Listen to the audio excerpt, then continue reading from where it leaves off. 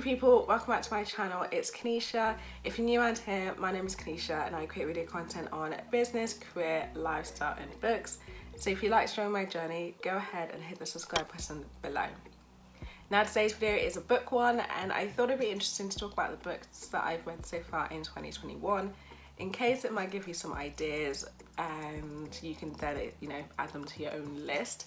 So I'm just going to go in the order of the books that I've read so far, and I have 6. My reading goal for this year is to read 30 books, which is an up from reading 25 last year. So I thought, you know what, set the goal high, because all you can do is just elevate, of course. But so far, if I'm completely honest, I have not been reading as much as I'd hoped I would have been reading, and hopefully by doing this video it might push me to read a bit more. So I'd love to get some recommendations on any book titles if you have any, and I can add that to my list. But the first book that I'm going to be talking about is Gods of Jade and Shadow by Silvia Moreno-Garcia. So here it is here. So this is a work of fiction and it's based on Mexican folklore. It follows the story of a young girl called Cassiopeia as she unlocks and frees a Mayan god, and he's the god of death. So by accidentally freeing this god, she and him are now intertwined and have to sort of complete this journey together that takes her out of her small town, across South America and eventually into America. And it's a really good story that has a lot of adventure, it has action, but also at the same time it slowly unpacks the layers to each of these characters, and we start to see what motivates them in the decisions that they made in the past, but also kind of compare them from, as a god, he's seen it all, he's experienced it all, and has this high version of understanding things, versus Cassiopeia's way of looking at things, being kind of being naive, optimistic, and just having a lot of trust in people. How the two basically clash, and her feelings of having dreams and aspirations and growing up outside of her small town, how these all just come together. And it's kind of a story that that makes you want to find out, will they make it, won't they make it, and you're learning a lot as you're going along. And so I feel like if you are a person who has enjoyed Greek mythology and is interested in it, then I think this is a nice transition into other kinds of mythologies from around the world. So I gave this book a 4 out of 5 star rating, so I definitely would read it again and I'd recommend to others. The second book that I picked up and read was The Midnight Library by Haig. Now this book gets your heart, and it gets your heart not because of a dramatic plot line or dramatic story, but it gets your heart because it's just so human.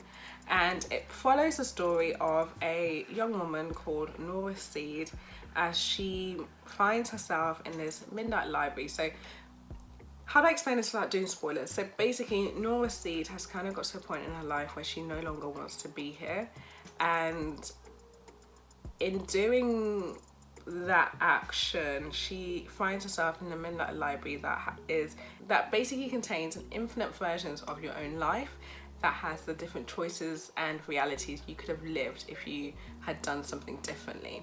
So one example that I can think of is if you decide, I want to go on holiday, where do I choose to go? Should I go to Paris or should I go to Namibia? It has the two options, what would have happened if you'd made the choice for another thing, and then also how the reality would have shaped in the relationships you have around you. So that's kind of like a long-winded version of explaining what the book is about, but essentially we go with Nora on this journey to figuring out that the impact that life's choices has on our outcomes, but also at the same time really sows in deeply how no matter what choice you make, it inevitably will feel like there was always a better one, or there was always another version that would have been happier, or another version that could have been something more than where we are now. And we explore Nora's different alternative lives and how she navigates that, what she learns in that journey. And yeah, I thought this was a really interesting read. I would say there were some parts of it where it kind of dragged a bit. So I do remember skipping a few paragraphs like halfway through just because I kind of got a bit bored, but I pushed through and it really picked up once again towards the end, and that was a nice thing about it. So yeah, I think I gave this book 3 out of 5 stars. So it's an enjoyable read, but I probably would not read it again. I think the lessons there were learnt and they definitely stay with you for a long time, but I wouldn't like pick it up again as like a leisurely read. So the third book that I read in 2021 was The Invisible Life of Addie LaRue by V.E. Schwab. And let me tell you the story of how I came about this book. So I was scrolling on TikTok, as I do probably every single night, and I came across this booktuber. I think they're called booktubers on TikTok as well. I know that's definitely what they call people on YouTube. But anyhow, she was talking about books and she started describing the plot of The Invisible Life of Addie LaRue, and she did such a great job of convincing me that this was an amazing read that I literally went on Amazon, purchased the book, and it arrived literally days later. So that was a TikTok recommendation, and that's what introduced me to reading this book. So the story follows a young woman called Addie LaRue in 1714, and she makes a desperate plea to the devil to basically live a long life, but as a trade-off for making that deal, the devil says that you can have this long life, but every single person you encounter from this moment onwards will forget you. So throughout the rest of the time that she's alive, so for the next 300 years, Addie LaRue navigates life and is never remembered by the people that she meets and interacts with. So essentially every time that she has a conversation with someone and they walk out the door, or they just turn around and she's out of their field of vision, she essentially is forgotten. So the story follows her throughout these 300 years as she moves from place to place and experiences a life on the fringes of society, but deeply intertwined with it. And I say intertwined just because she interacts with artists, poets, singers, people who she's able to influence, so inspire them to create pieces of art related to her. She's able to leave her mark. But the downside is like she can't even have a photograph taken of her, like you wouldn't even be able to see her, it's like a blur. And essentially it just explores what it means to be having a legacy, to be remembered, and what making such detrimental deals truly means. Like, is something ever truly worth it? Like, are we able to live with the decisions that we make? So she's one of those people that is dealing with the cards dealt with her, but I really liked her character because she never gave up and she's one to take ownership for the things that she's done, and I just feel like you get that often with characters, so I quite like that.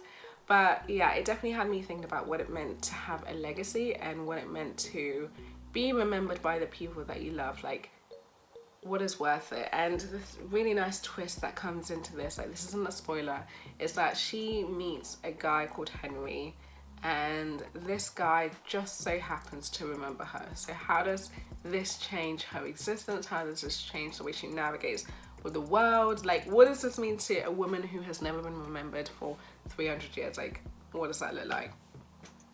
So I think it was quite an interesting read and I enjoyed that. So yeah, I probably would not read it again, unfortunately. Like, it was great, but look at the thickness of this book. This book has like 545 pages, roundabout estimate.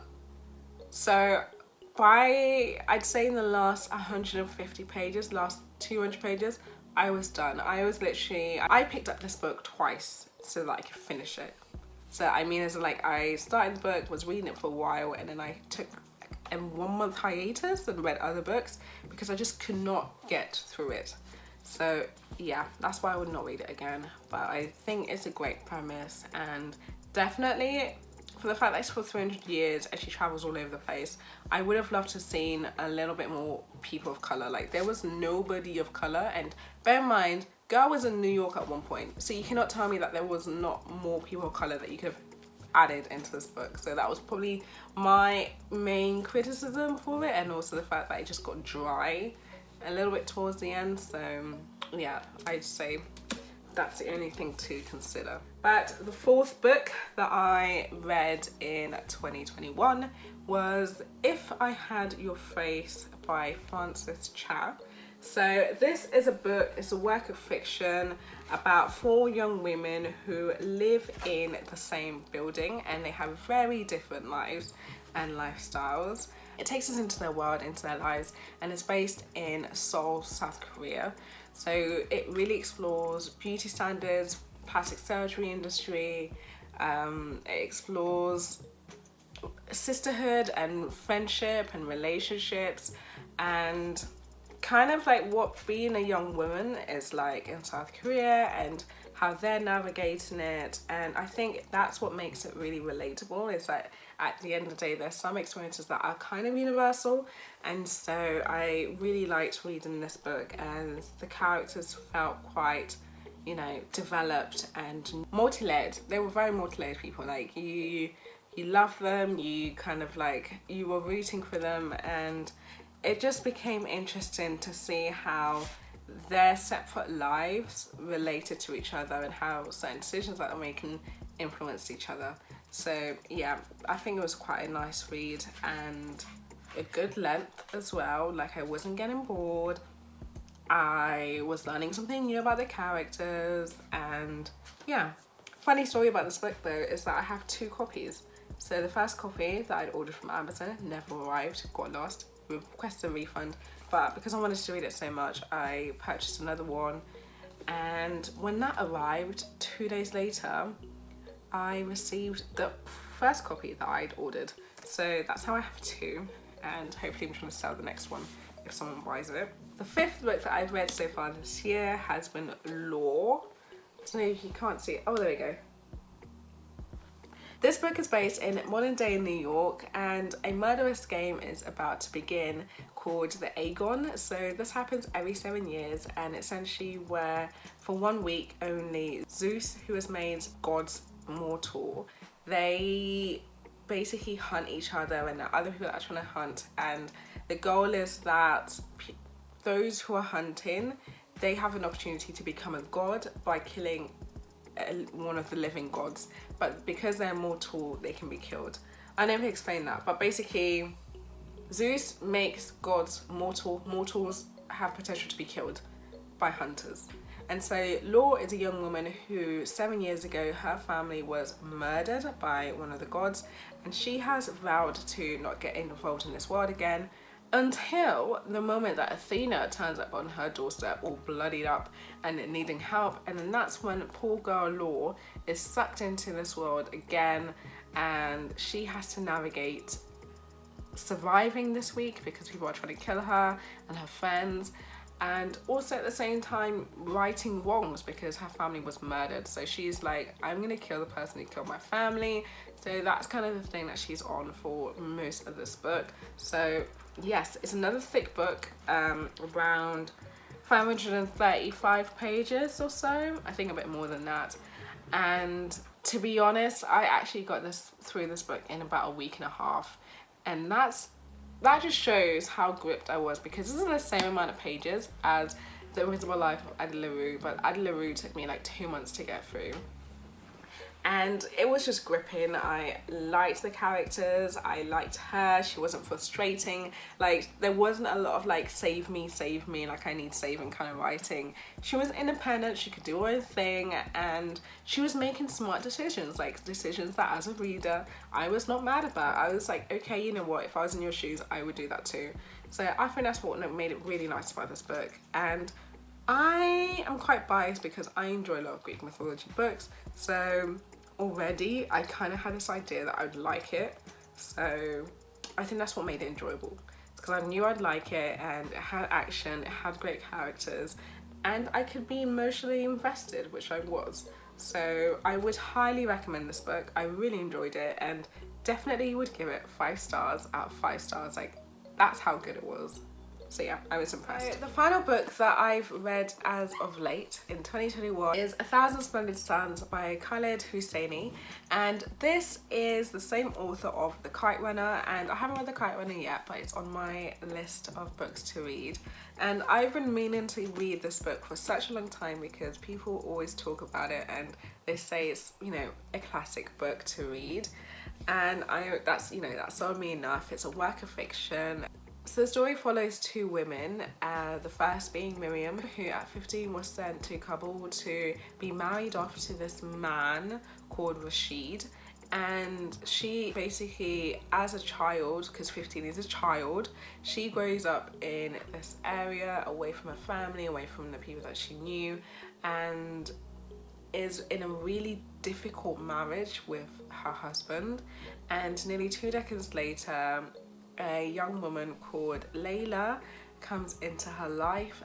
She, you know, lives in the same area as her, but she's much younger. So at the time, Layla is a young teenager, and through time and through their shared bond and experiences that they have later on in this book, they become inseparable and essentially have a mother-daughter tie between the two of them. And it's based in Afghanistan over a 30-year period during which Afghanistan experienced civil unrest, wars, the invasion of Afghanistan by the West. All of this is timelined and documented in the book, whilst also exploring the humanitarian crisis that took place, so refugees, and what their experiences was. And so this book is incredibly eye-opening, just because I had not a lot of, I didn't know a lot about what's going on in Afghanistan over that time, and also at the same time really tied in the human nature of the casualties, the cost of war, the cost of things going wrong, and what's happening in the world. And at the end of the day, it's people that are affected. It's people who have their own lives, businesses, family, schools, dreams, ambitions, all of that are essentially taken away from them because of greater powers to be. And so at the center of this, what I really liked is how we really get to explore Miriam and Layla's relationship, but also who they are as individuals as they basically grow up over the course of the book. So Miriam, we get to see her over 2 decades, and Layla, I think I've probably at max over a decade or so. So I thought that was quite interesting, is how he explored their relationship, and also just what love means, and how your family is not just by blood, it's the people that you choose to become your family, whether through chosen circumstances or just life happening for both of you. So I think that was quite a nice touch, and yeah, I would definitely give this 5 stars out of 5 stars. I really loved reading this, and I definitely would read this again. So that concludes my list of books that I've read so far. I hope you might have been able to find one that seems interesting to you and that you can add it to your reading list. Like I mentioned earlier, I'm keen to add this and reach my goal of 30 books this year. So if you have any recommendations or have books that you think I should check out, then please comment those below, and I'll be sure to have a read and to check this out. But yes, thank you so much for sitting through and watching the video. It was a long one, but I appreciate you. I should have told you at the beginning to get a cup of tea, but it's all good. I'll make sure next time I let you know. But yeah, that was fun, and I'll see you in my next video.